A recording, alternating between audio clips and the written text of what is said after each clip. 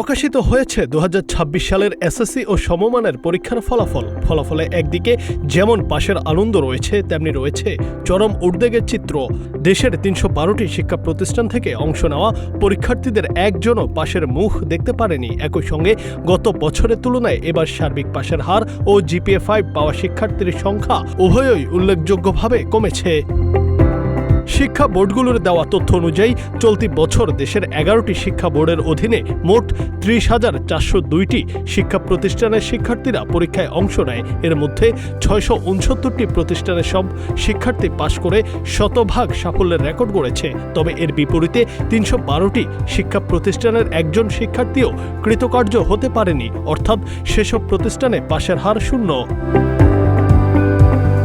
গত বছরের ফলাফলের সঙ্গে তুলনা করলে দেখা যায় ভালো ফলাফলের সূচক এবার বেশ নিম্নমুখী। 2025 সালে যেখানে শতভাগ পাশ করা শিক্ষা প্রতিষ্ঠানের সংখ্যা ছিল 984টি, এবার তা কমে দাঁড়িয়েছে 669টিতে। অন্যদিকে গত বছর শতভাগ ফেল করা প্রতিষ্ঠান ছিল 134টি, যা এবার অর্ধেকেরও বেশি বেড়ে 312টিতে পৌঁছেছে।